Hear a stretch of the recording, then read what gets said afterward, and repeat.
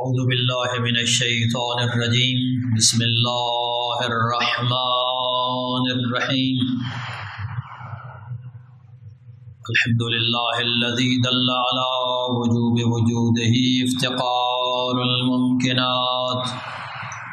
وعلى قدرته وعلمه احکام المصنوعات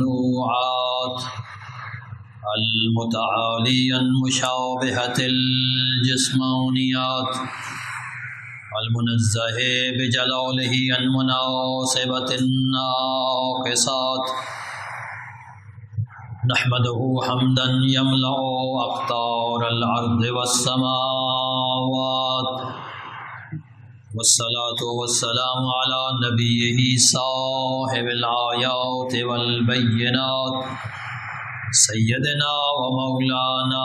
ابی القاسم محمد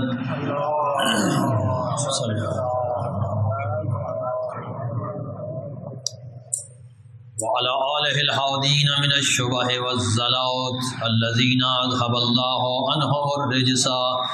وطہرہم تطہیرا.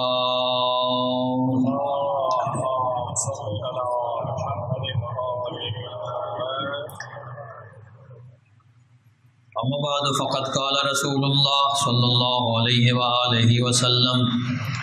حسین منی وانا من حسین احب اللہ من احب حسینا. صلوات پڑھیں.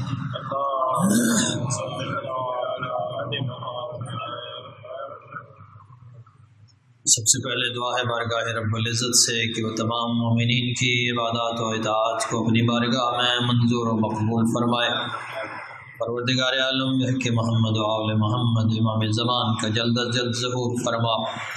وطن عزیز پاکستان کو امن و سلامتی کا گہوارہ بنا. پروردگار عالم کہ محمد و آل محمد قدرتی آفات بالخصوص سیلاب سے متاثر ہونے والے مومنین کی مدد فرما. ان کو اپنی نصرت ان کے لیے شامل حال فرما. پروردگار عالم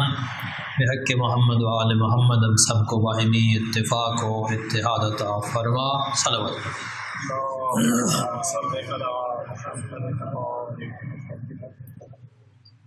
فرمانے زبان وحی ترجمان کہ حسین منی و انا من حسین احب اللہ من احب حسینا. چونکہ ایام محرم الحرام کے ہیں تو سب سے بہترین تذکرہ، سب سے مناسب تذکرہ سید الشہداء حسین ابن علی کا ہی ہے کہ جن کی عظیم الشان قربانی نے رہتی دنیا تک کے لیے نہ صرف ایک مثال قائم کی بلکہ انسانیت کا ضمیر اور انسانیت کا وجدان جھنجھوڑنے کے لیے بھی اس قربانی کی مثال دینا اور اس کا تذکرہ کرنا ضروری ہے کہ حسین ابن علی کا یہ عمل، یہ اقدام، حسین ابن علی کی سیرت، ان کا یہ عظیم الشان انقلاب، ان کی عظیم الشان تحریک کسی ایک فرقے تک محدود نہیں، کسی ایک مذہب تک محدود نہیں ہے، بلکہ اس کے اندر وہ پیغامات ہیں جو تمام انسانیت کے لیے ہیں. اور دنیا کا ہر باضمیر انسان جب ان حالات و واقعات پہ غور کرتا ہے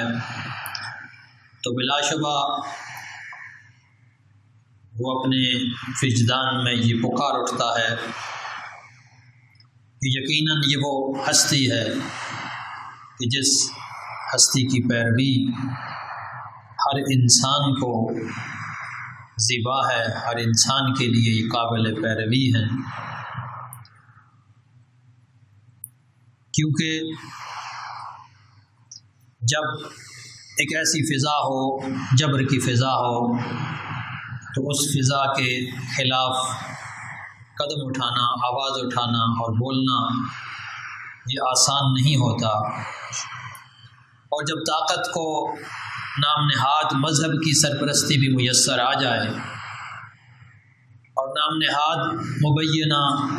طور پر لوگ خود کو دین کا ٹھیکیدار سمجھنے والے لوگ بھی اس طاقت کو جواز فراہم کرنے لگ جائیں، تو ایسے وقت میں اگر کوئی ایسی مثال ہے کہ جو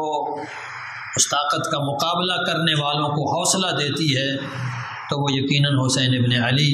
اور ان کے باوفا اصحاب کی ہی مثال ہے اور ان کا ہی کردار ہے کہ جو تمام حریت پسندوں کو، ہر اس انسان کو کہ جو اپنے وجدان اور ضمیر کے مطابق زندگی گزارنا چاہتا ہے، ہر اس انسان کو یہ آواز پکارتی ہے، یہ آواز للکارتی ہے اور ہر انسان کے دل کو جھنجھوڑ کر اپنی طرف بلاتی ہے۔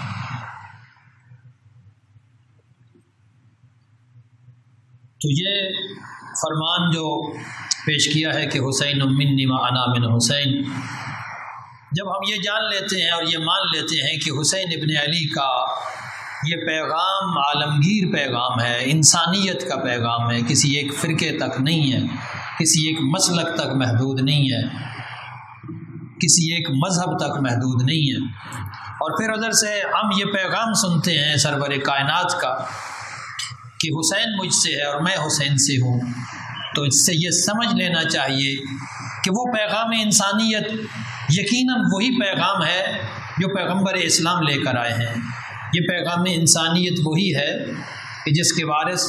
حضرت محمد مصطفیٰ صلی اللہ علیہ وآلہ وسلم ہیں، کہ آپ کا جو عمل ہے، جب پیغمبر نے یہ فرما دیا کہ حسین مجھ سے ہے، تو اس کا مطلب یہ ہوا کہ جو بھی عمل ہے حسین ابن علی کا وہ سمجھ لے کہ میرا عمل ہے، جو ان کا اقدام ہے، جو ان کی فکر ہے، جو ان کی سوچ ہے، جو ان کا نظریہ ہے، وہ سمجھ لیں کہ پیغمبر اسلام کا نظریہ ہے، وہ پیغمبر اسلام کی سوچ ہے۔ دیکھیے، میں تھوڑی سی اس کی وضاحت کروں کہ جب کوئی باپ، دادا، نانا، کوئی شخص یہ کہے کہ یہ مجھ سے ہے اپنے نواسے کو، اپنی اولاد کو، تو اس کا ایک پہلو تو یہی ہوتا ہے کہ یہ ظاہر ہے انسان کا جو جسم ہے اپنے آباء و اجداد سے ہی، ان سے ہی جینز لے کر بنتا ہے۔ آج کی وہ جینیٹک سائنس بھی یہی کہتی ہے کہ یہ انسان کو جو جینز سارے جسمانی سطح پہ ملے ہیں یہ وہی ہیں کہ جو انسان کو اپنے آباء و اجداد سے ملتے ہیں، لیکن یہ صرف ایک پہلو ہے، یہ جسمانی پہلو ہے، جسم انسان کا وہاں سے لیا گیا ہے۔ لیکن یہاں پہ بات صرف جسم کی نہیں ہو سکتی، جسم کا تذکرہ پیغمبر اکرم نے کئی مقامات پر بھی کیا ہے، جیسے ہم حدیث کسا میں بھی پڑھتے ہیں کہ جب پیغمبر نے ان تمام پانچ تن پاک کو اپنے چادر کے نیچے اکٹھا کیا تو فرمایا لحمہم لحمی و دمہم دمی، ان کا گوشت میرا گوشت ہے، ان کا خون میرا خون ہے۔ یہ اس کا جسمانی پہلو ہے۔ تو جب جسمانی پہلو پہلے بتا چکے ہیں تو دوبارہ جب کہہ رہے ہیں حسین منی، تو اس کا مطلب یہ ہے کہ اس کا پہلو کچھ تھوڑا سا اگلے قدم پہ ہونا چاہیے، اس میں تھوڑا سا نیکسٹ سٹیپ کہہ لیں اس کے اندر ہونا چاہیے۔ اور وہ کیا ہے؟ دیکھیے، جب آپ کہتے ہیں کہ یہ جسم میرا ہے، یہ اعضاء میرے ہیں، یہ کان، آنکھیں، ناک، یہ ساری چیزیں میری ہیں، میری تو کہتے ہیں لیکن یہ میں نہیں ہے۔ میں جو ہے وہ انسان کی روح ہے جس کے ساتھ انسان کی شخصیت وابستہ ہے، وہ روح انسانیت ہوتی ہے۔ اور پیغمبر اکرم نے بھی یہاں صرف جسم کی بات نہیں کی بلکہ کہا کہ حسین مجھ سے ہے، مجھ سے ہے، یعنی حسین کی روح مجھ سے ہے، یعنی حسین کی روح میری روح ہے، حسین کی حقیقت میری حقیقت ہے، جو میری حقیقت ہے وہی حسین ابن علی کی حقیقت ہے۔ تو جب یہ بات ہم سمجھ لیتے ہیں کہ جو میری حقیقت ہے وہی حسین ابن علی کی حقیقت ہے، تو پھر ہمیں یہ بھی سمجھ لینا چاہیے کہ حسین ابن علی کا جو بھی قدم ہے، جو بھی سوچ ہے، جو بھی فکر ہے، جو بھی نظریہ ہے، وہ پیغمبر اسلام سے ہٹ کر نہیں ہے، وہ سرکار مصطفیٰ سے ہٹ کر کوئی الگ چیز نہیں ہے، کوئی علیحدہ پیغام نہیں ہے، یہ وہی پیغام ہے جو سرکار مصطفیٰ لے کر آئے، اور یہ اعلان خود حسین ابن علی نے بھی بارہا کیا ہے، اور خصوصی طور پر اس وصیت نامے کے اندر جو آپ نے جناب محمد ابن حنفیہ کو لکھا تھا خط، اور اس میں بتایا تھا کہ حمد و ثنا کے بعد اما بعد انی لم اخرج عشرا ولا باطرا ولا مفسدا ولا ظالما، کہ میرے اس قیام کا مقصد کیا ہے، وہ کسی قسم کا فساد نہیں ہے، نعوذ باللہ کوئی شرارت نہیں ہے، میں کس لیے جا رہا ہوں، میں کس لیے قیام کر رہا ہوں، اس لیے کہ میں اپنے نانا کی امت کی اصلاح کر سکوں، وَأُرِيدُ أَنْ آمُرَ بِالْمَعْرُوفِ وَأَنْهَى عَنِ الْمُنْكَرِ، میں امر بالمعروف اور نہی عن المنکر کر سکوں، وَأَسِيرُ بِسِيرَةِ جَدِّي، اور میں وہی سیرت رکھتا ہوں جو میرے نانا کی سیرت ہے، میرا کوئی الگ پیغام نہیں ہے، مختلف پیغام نہیں ہے، وہی سیرت ہے میری جو میرے نانا کی ہے، سیرت جدی و سیرت ابی، جو میرے نانا کی ہے اور جو میرے بابا علی مرتضیٰ کی سیرت ہے، یعنی جو ان کا پیغام ہے وہی میرا پیغام ہے، جو ان کا انقلاب ہے وہی میرا انقلاب ہے، جو ان کا طرز عمل ہے وہی میرا طرز عمل ہے، جو ان کی زندگی ہے وہی میری زندگی ہے، جس کے لیے انہوں نے قربانیاں دی میں بھی انہی کے لیے قربانیاں دے رہا ہوں۔ تو یہاں سے آپ یہ سمجھ لیں کہ جب ہم بات کرتے ہیں کہ حسین ابن علی انسانیت کے امام ہیں، ان کا پیغام انسانیت ہے، تو پھر یہ سمجھ لینا چاہیے کہ اسلام کا پیغام ہی پیغام انسانیت ہے۔ اس لیے اگر کوئی اسلام کے نام پر ایسے اقدامات کرتا ہے کہ جو اسلام کے ساتھ سازگار نہیں ہے، جو انسانیت کے ساتھ سازگار نہیں ہے، جو انسانیت کی اقدار کے خلاف جاتے ہیں، تو وہ یقیناً اسلام سے ہی دور ہیں، کیونکہ وہ انسانیت کے مقابلے پر آ رہے ہیں۔ اقدار وہی اسلامی قرار پائیں گی جو انسانی اقدار ہوں گی، جس میں انسانیت ناز کرے وہی اسلام کی اقدار ہیں، جس لیے انسانیت ناز کرے وہی حسین ابن علی کی پیش کردہ اقدار ہے، اور انہی کے تحفظ کے لیے امام کا یہ سارا جو ہے وہ تحریک اور یہ سارا سلسلہ جتنا واقع پیش آیا، جتنا کچھ ہوا، جتنا یہ عظیم الشان انقلاب ہوا، یہ سب اسی کا پہلو۔ اب ایک اور یہاں پہ پہلو اگلا بھی کہ حسین منی و انا من حسین، کہ ایک انسان اس مقام تک پہنچ جائے، اس منزل پر، عظمت کی اس سربلندی پر پہنچ جائے کہ وہ جو تمام انبیاء کا بھی سردار ہے، تمام مخلوقات کا سرتاج ہے، جو وجہ تخلیق کائنات ہے، غایت تخلیق کائنات، وہ کہہ رہے ہیں کہ حسین مجھ سے ہے اور میں حسین سے ہوں۔ اگر صرف اتنا کہا ہوتا حسین منی تو کمال تو ہوتا، لیکن شاید اس کمال پہ کئی لوگ بات کر لیتے کہ آخر نواسا ہے، نانے کا دین بچانے گئے تھے، تو اگر نواسا ہونے کی حیثیت سے نانے کا دین بچایا ہوتا تو سرکار رسالت میں آپ یہ نہ کہتے کہ حسین مجھ سے ہے اور میں بھی حسین سے ہوں، یعنی میری بقا حسین سے ہے، میری زندگی حسین سے ہے، میرا دین حسین سے ہے۔ یہ عظمت کی وہ بلندی ہے اور یہ عظمت کا وہ معیار ہے جو ہر کسی کو حاصل نہیں ہو سکتا، جو ہر انسان کو میسر نہیں ہو سکتا، اور اس کا تعلق صرف رشتہ داری سے نہیں ہے، صرف قرابت سے نہیں ہے، قرابت اس میں دخل رکھتی ہے، لیکن اس کا تعلق اس روحانی قرابت سے ہے، اس روحانی بلندی سے ہے، اس روحانی درجے سے اس کا تعلق ہے کہ جس روحانی درجے کو سامنے رکھ کر پیغمبر نے فرمایا تھا حسین منی، حسین مجھ سے ہے،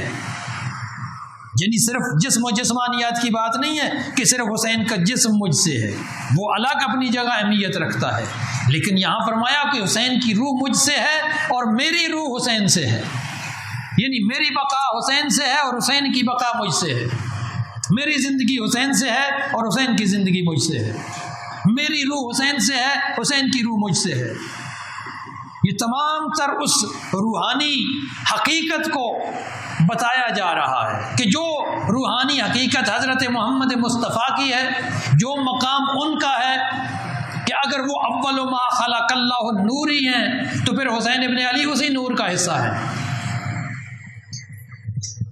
اگر کنت کنزا مخفیا فاحببت ان اعرف کے ذریعے یہ بتایا کہ سب سے پہلے اللہ نے میرے نور کو خلق فرمایا، تو پھر جب یہ بتایا کہ حسین منی وانا من حسین، تو پھر یہ بھی مان لینا چاہیے کہ وہ نور حسین اس نور کا حصہ ہے جس نور سے اللہ نے حضرت محمد مصطفیٰ کی تخلیق فرمائی، اور وہ اس نور سے الگ نہیں ہے، اس حقیقت نورانیہ سے، اس حقیقت محمدیہ سے الگ نہیں ہے۔ حقیقت حسینیہ دو چیزیں نہیں ہیں، یہ ایک ہی چیز ہے، اور اس ایک ہی چیز کے مختلف پہلو ہیں یا مختلف رخ کہہ لیں، وہ اسی ایک حقیقت کے رخ ہیں، اسی ایک حقیقت کے مختلف پہلو۔ یہ موضوع تھوڑا طویل ہے، اس پہ میں کچھ اور بات کرنا چاہتا تھا، انشاءاللہ اگر زندگی رہی اور موقع ملا تو اگلے جمعے پہ اس پہ مزید بات کریں گے۔ ابھی ایک اور موضوع بھی ایسا ہے کہ جو توجہ چاہتا ہے ہماری، لہذا تھوڑا سا جو چند منٹ ہمارے پاس ہیں اس پہ ہم بات کرتے ہیں۔ دیکھیے، جب ہم نے یہ کہا کہ حسین ابن علی کا پیغام حسینیت کا پیغام ہے، انسانیت کا پیغام ہے، تو انسان تو وہ ہوتا ہے کہ جو دوسرے انسان کی مصیبت پر اور اس کی تکلیف پر غمگین ہوتا ہے، اور صرف غمگین نہیں ہوتا۔ انسان کی فطرت میں اللہ نے یہ عجیب صلاحیت رکھی ہے کہ کسی بھی دوسرے انسان کو کسی خاص کیفیت میں انسان دیکھے نا تو وہ کیفیت اس کے اوپر طاری ہونا شروع ہو جاتی ہے۔ چند لوگ رو رہے ہوں، گریہ کر رہے ہوں نا،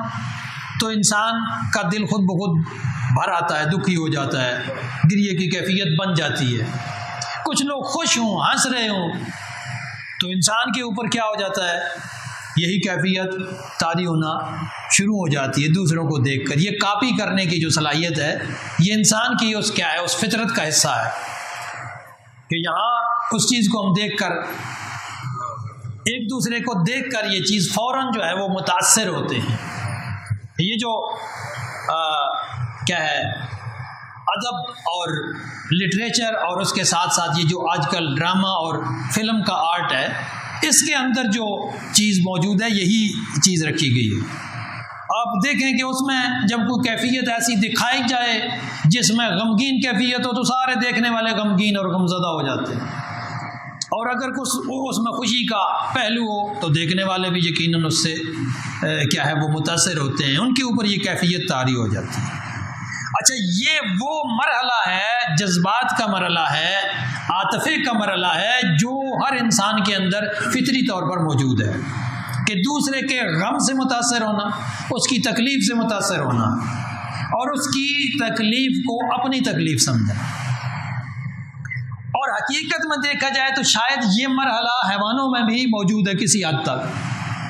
بہت سارے حیوان ہیں جو اپنے جیسے دوسرے جانوروں کی تکلیف دیکھ کر متاثر ہوتے ہیں، کسی حد تک ان میں بھی اثر ہوتا ہے، اور دیکھا گیا ہے کہ ایک حیوان مثلاً اگر تکلیف میں ہے تو دوسرے اس کے پاس اکٹھے ہو جائیں گے، کچھ نہیں کر سکے تو کم از کم شور بچائیں گے، وہ آوازیں جو نکال رہے ہوتے ہیں حقیقت میں وہ اظہار ہمدردی کا اور اظہار یکجہتی کا پیغام ہوتا ہے، یعنی اور وہ کچھ نہیں کر سکتے، وہ آواز نکال کے ہی اس کے ساتھ ہمدردی کر سکتے ہیں یا اس کے ساتھ یکجہتی کا اظہار کر سکتے ہیں۔ تو اگر مرحلہ صرف یہاں تک رہے کہ انسان دوسرے انسان کی تکلیف دیکھ کر غمزدہ ہو جائے، دوسرے انسان کی خوشی دیکھ کر انسان خوش ہو جائے، یہ ہے جذبات کا مرحلہ، یہ انسانیت کا ایک حصہ ہے، لیکن انسانیت کا وہ سٹیپ ہے، وہ مرحلہ ہے کہ جو کسی حد تک حیوانات کے اندر بھی موجود ہے۔ اب جو انسان ہے اس انسان کا یقیناً مقام اس سے بلندتر ہے، اور انسان کا جو امتیاز ہے، جو فرق ہے دوسرے جانداروں سے، دوسرے جانوروں سے، وہ فرق انسان کی عقل میں ہے۔ عقل ہے جو انسان کو دوسرے جانوروں سے ممتاز کرتی ہے، الگ کرتی ہے۔ عقل کے ذریعے سے پتہ چلتا ہے کہ انسان کیا ہے، وہ دوسرے جانوروں سے مختلف ہے۔ کہ جیسے دوسرے جانور نیچر میں جس طرح کی کیفیت انہیں ملتی ہے، وہ اسی کیفیت میں اپنی ساری زندگی گزار دیتے ہیں، اس کے اندر کوئی خاص تبدیلی نہیں لا سکتے۔ لیکن آپ انسان کو دیکھیں کہ انسان نے اپنی اس قوت عقل اور قوت فکر کی مدد سے کتنی ترقی کی ہے۔ انسان کی زندگی آج سے چند سو سال پہلے کیسے تھی اور آج انسان کی زندگی کیسی ہے۔ آج انسان کس طرح فطرت کا مقابلہ کر رہا ہے، نیچر کا مقابلہ کر رہا ہے۔ اگر ہزاروں سال پہلے چلا جائے تو انسان بھی شاید اسی طرح غاروں میں رہتے تھے یا جو صورتحال تھی جیسی بھی۔ اور یہ بہت ساری چیزیں تو ہمارے مشاہدے کی ہیں کہ ہم نے بہت ساری چیزیں دیکھی بچپن میں کہ وہ اس وقت طرز زندگی مختلف تھا، آج طرز زندگی بہت حد تک مختلف ہو چکا ہے۔ یہ انسان عقل کی مدد سے دن بدن آگے بڑھتا ہے۔ تو جب انسان کا فرق دوسرے جانداروں سے عقل میں ہے تو اس کا مطلب یہ ہے کہ انسان کو دوسرے انسانوں کی تکلیف دیکھ کر، ان کی اذیت دیکھ کر اس کے لیے صرف اور صرف آنسو بہا لینا کافی نہیں ہے اس کے لیے، کیونکہ عقل کا کام ہے منصوبہ بندی کرنا۔ عقل منصوبہ بندی کرنے کا نام ہے۔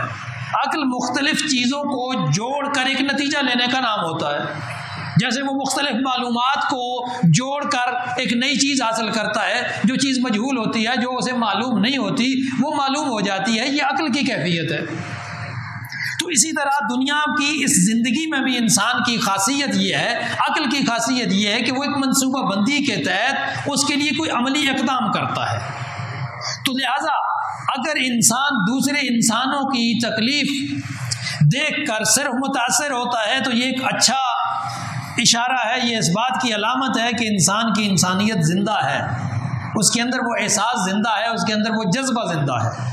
لیکن وہ جذبہ اگر منصوبہ بندی کے مرحلے تک نہ پہنچے تو یہ صرف جذبہ ہی رہے گا، اس کا شاید کوئی ثمرہ سامنے نہ آئے، کوئی نتیجہ سامنے نہ آئے، کوئی اس کے مثبت نتائج شاید سامنے نہ آ سکے۔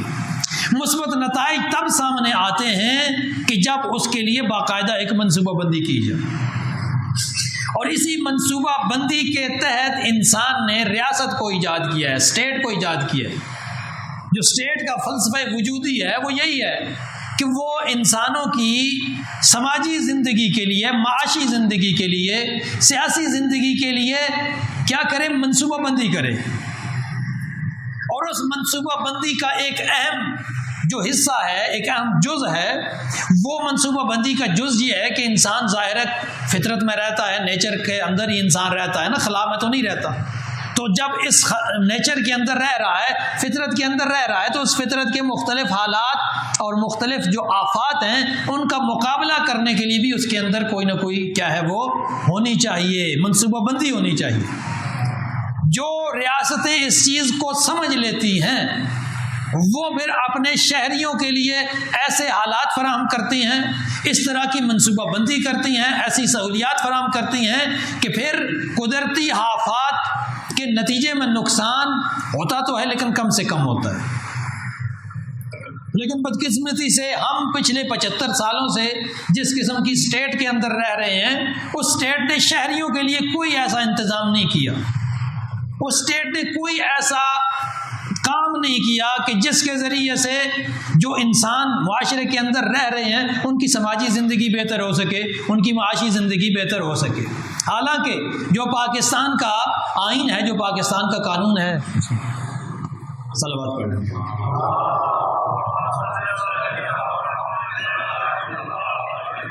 پاکستان کے آئین کی جو شق نمبر 38 ہے، بیسک آئین کی، قانون نہیں، قانون ہوتا ہی ہے جو پریکٹیکل اس کی صورت ہوتی ہے، لا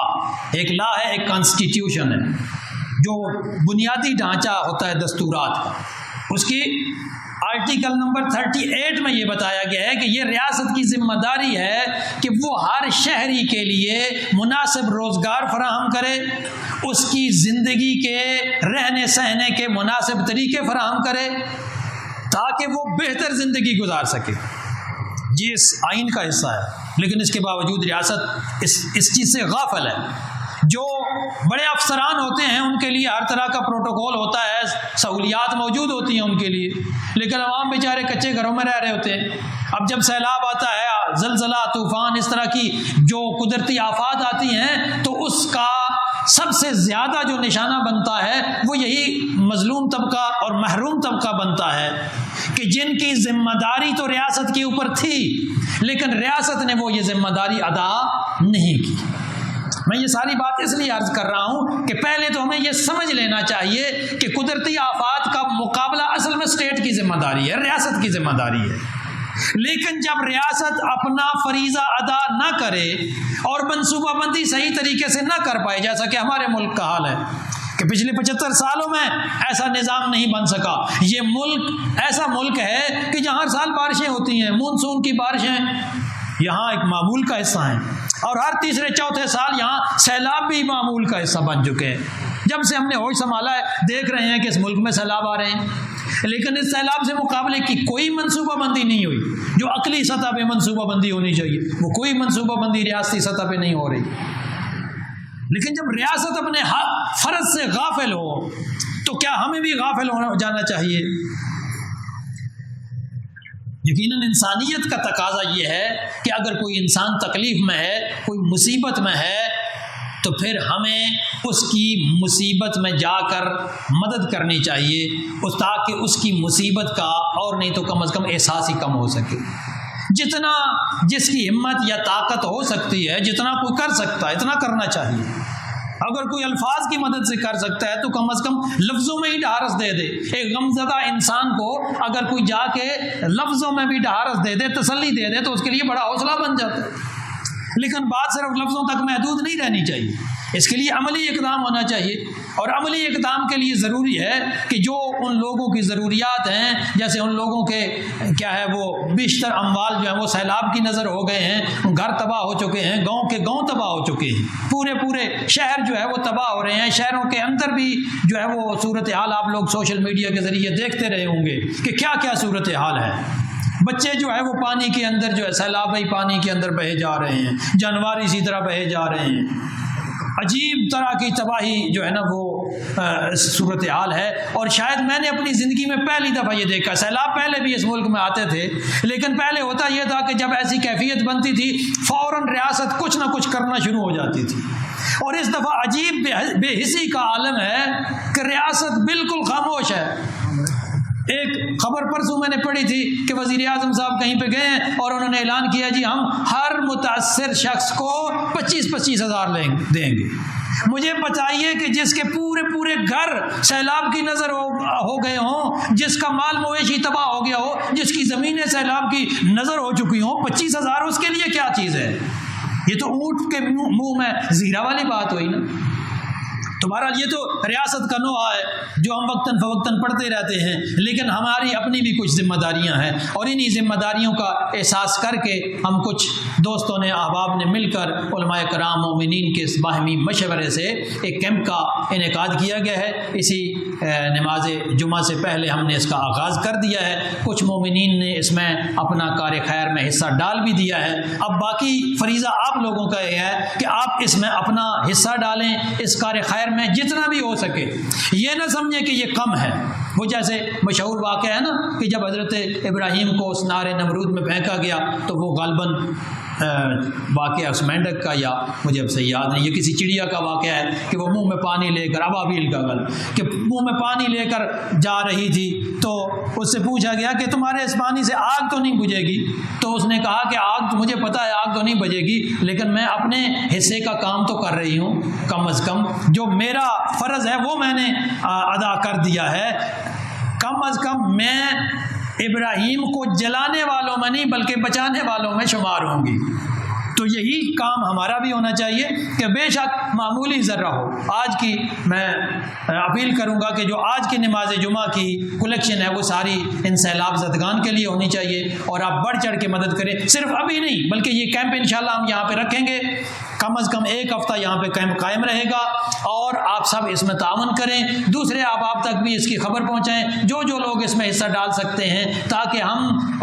اس